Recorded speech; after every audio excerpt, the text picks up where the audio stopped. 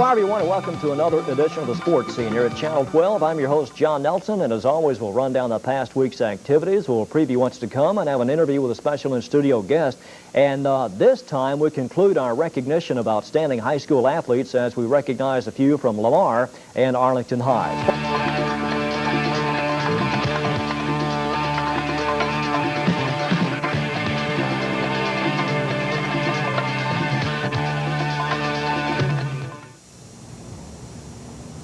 And welcome back to the Sports Scene, and join us, the outstanding shortstop for the Arlington Colts, Joe Primavera. Senior hit .361 in the regular season. Of course, Arlington won the district title with a mark of 11-1. They beat Duncanville in the by-districts, and as you heard before, lost to Southwest, as we mentioned the scores at the outset of our telecast in the area playoffs. That final score 12-9, and Joe, they finally played Game 3 following a 9-day delay because of a sticky situation in Houston involving the no pass, no play rule. And I'm sure the layoff had to hurt someone in playing Southwest in Game 3. The series already tied at 1 game apiece. Did the layoff hurt a lot? I feel the layoff hurt remarkably because we were hot at the time. We were on a roll. The bats were coming around. We were hitting the ball real well.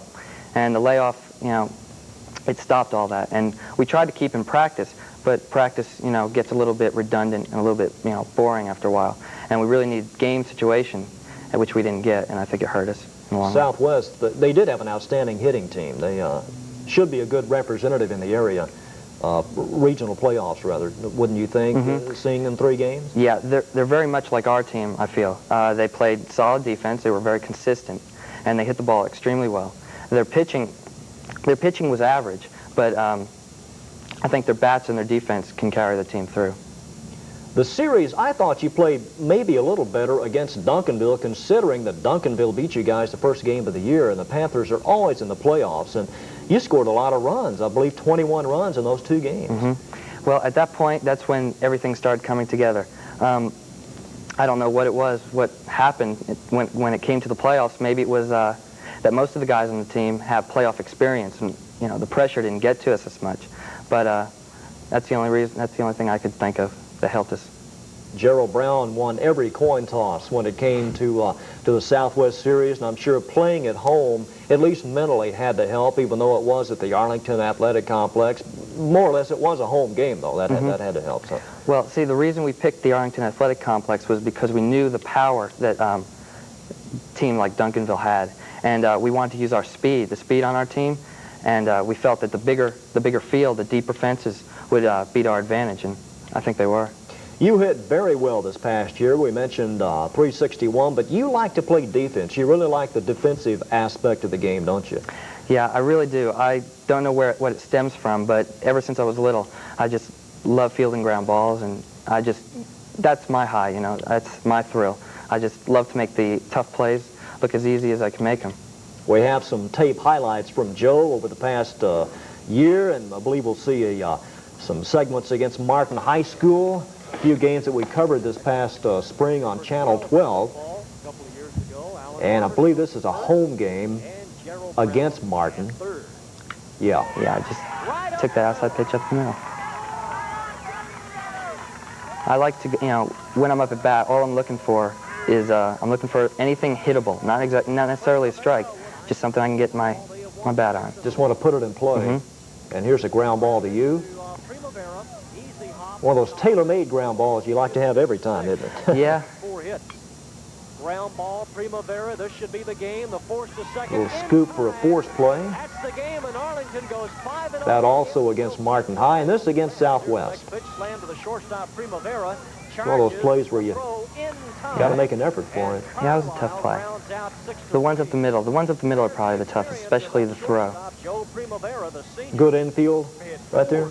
Yeah, it's really pretty good infield. I like it. It's very much like ours. There's a base hit like a bullet to left field. It will score a couple of runs, I believe, against Southwest in Game 2.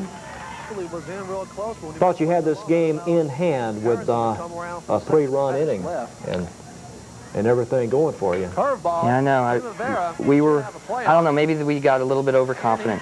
So 3 up and 3 down. The season that Trent Turner had, of course, Bob Deller and Trent Turner shared the Colt Player of the Year honors. They're both juniors, but gosh, what a season from Trent Turner, 13-3. I know. The thing was, whenever Trent got on the mound, the team had more confidence. You know, we were more relaxed because we knew what he could do. We knew what he was capable of, and he had an outstanding year. We could always count on him.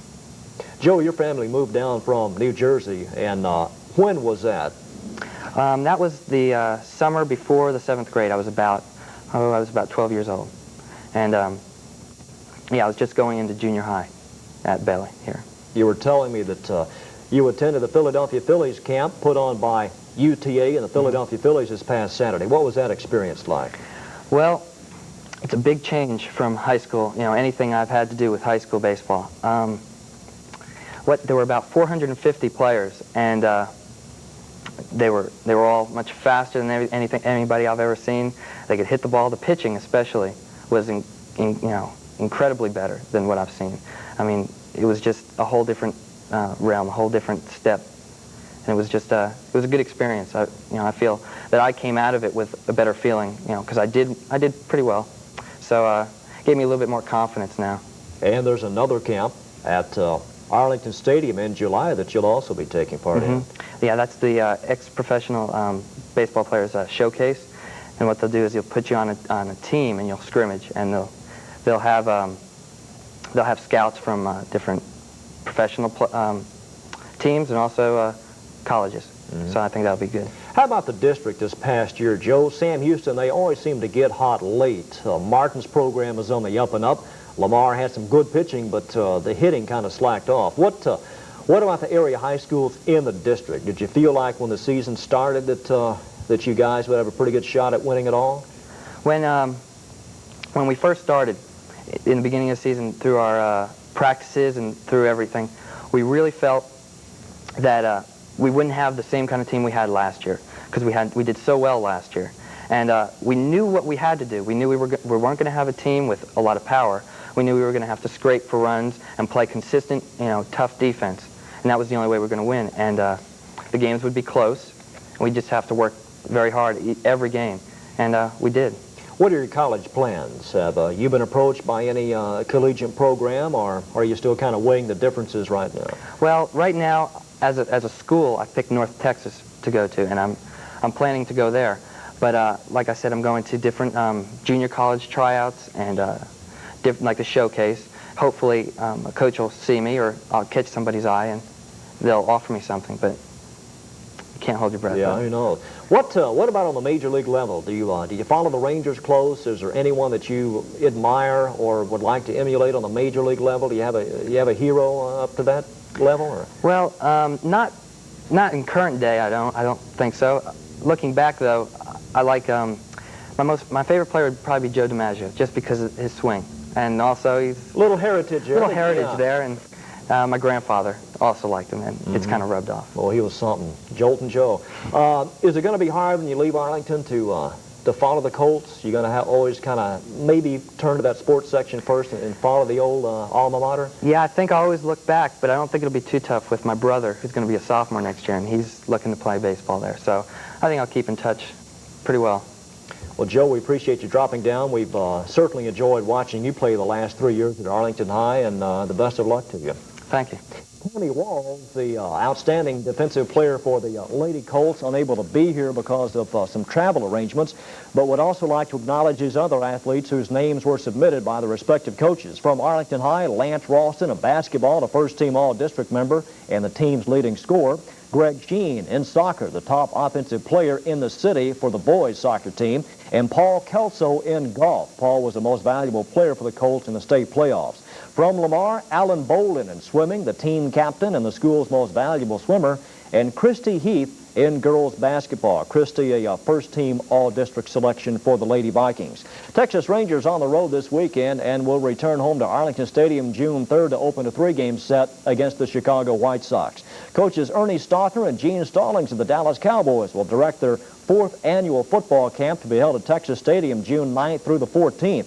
Boys grades 6 through 9 are eligible. In addition to the personalized coaching instructions, some Cowboy players will also be in attendance that week, And what a marquee lineup. People like Tony Dorsett, Randy White, Ed Jones, Bill Bates, Tom Rafferty, and Eugene Lockhart. As always, if you have comments about this show or suggestions or have ideas for a guest, drop us a line here at the Sports Scene in care of Arlington Telecable, 2421 Matlock Road. There you see the zip code 76015. Next week on the Sports Scene, our special guest will be professional golfer Al Geiberger. Till next week, this is John Nelson saying so long for the Sports Scene.